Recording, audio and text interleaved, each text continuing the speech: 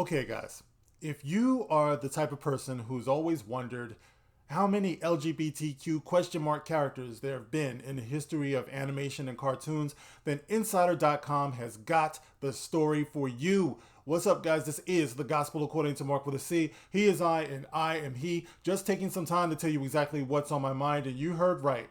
Insider.com has put together an extensive list of how many LGBTQ characters there have been in cartoons and animation, when they appeared, how many there have been. They've broken this thing down just about every way you can imagine.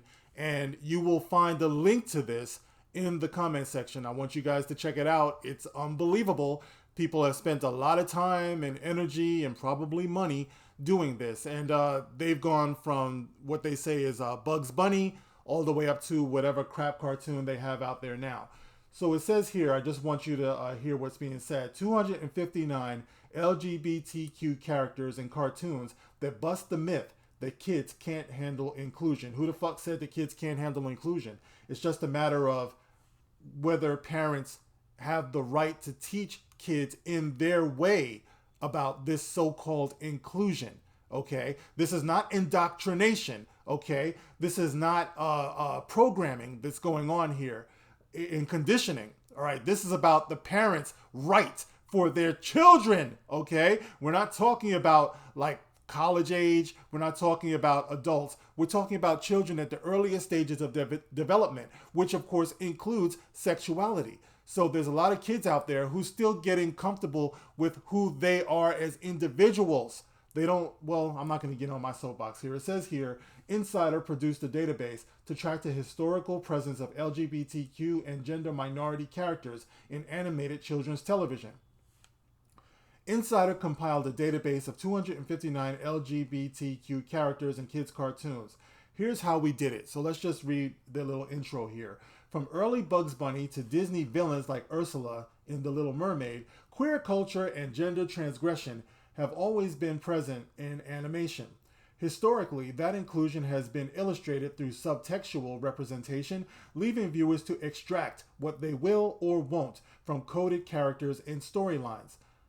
That's probably how it should be. Why would you want it to be graphic for a children's show? You know what I mean? Think about that. But in the past decade, small screen animation has undergone a noticeable shift. Representation in children's cartoons, in particular, has increased in frequency, nuance, and overtness. This change is a significant step forward, despite a decades-long effort through external and internal pressures on the industry to keep representation discreet. The whole "don't ask, don't tell" I think they're talking about there. The media has often focused on more on historic wins than incremental progress. Never before has this expanding timeline of LGBTQ inclusion in kids' cartoons been presented and contextualized this way. Although there's been other databases that have tracked LGBTQ characters on TV, Insider has produced a first-of-its-kind database to track the historical presence of lesbian, gay, bisexual, transgender, intersex, asexual, and other sexual and gender minority characters with confirmation in animated children's television in the US. Okay, so it goes on to give you pie graphs and charts and all types of stuff showing how many networks have had gay cartoons, how many cartoons have presented their gay characters and how prominently they were presented. I mean, this thing goes on to say how many characters with blurred vision there were on these kids shows. Blurred vision. How many were in wheelchairs? How many had flat feet? How many had an ingrown toenail? I mean, shit, man. This is where we're going. And you wonder why all of these shows, they virtue signal and all this identity politics. This is where it comes from. Because you have people like this. It's kind of a chicken or the egg thing. Which came first? Did you have people like this or did you have the shows doing it first? I think you probably had people like this. I don't know. But I'm just saying. All right? We're talking about kids shows here. This is not anti-LGBTQ question mark. What I'm talking about is these are mature issues of sexuality. I do believe that it falls on the parents to have a talk with their children about what they think, how they feel, what they believe.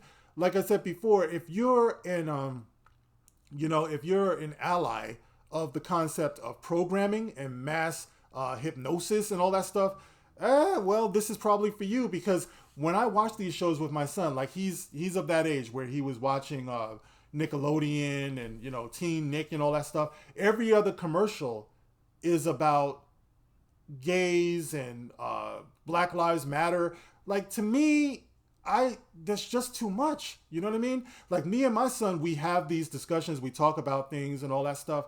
You watch TV and you watch movies to escape. I mean, we talked about this before, of the issues of tolerance and acceptance. Now, there's a place for that. There's room for that. But it gets to the point where it's overwhelming.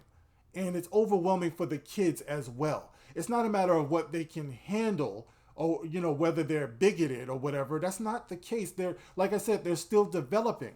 So you have to be sensitive to the fact that they're still developing. I don't think, how when you show a man and a woman kissing to a child and they cover their eyes, they don't want to see it, it's an awkward thing for them. It's not because they're just anti-heterosexual. It's because they're at a point in their development where they're not thinking that way.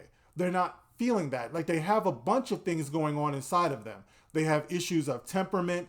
They have issues of education and growth and learning and learning their bodies and stuff. To be bombarding them the way that entertainment is, and make no mistake about it, they are being bombarded with these images and these concepts and these mature situations and subject matter. No, they're not quite there yet. That's what they have parents for, responsible parents, to help them. They don't need state-sponsored TV and government-sponsored programs to indoctrinate them. But that's how I feel. That's what I think is going on here. So when you have a study like this, all it does is lend way to more of the virtue signaling, because I'm sure every network that sees this is going to want to make their little list. You don't want to be on the bottom of the list when it comes to who accepts what. Just continue to write good programming. Sesame Street did it for years. They had diversity. They had issues of morality, and that's where kids are at this point.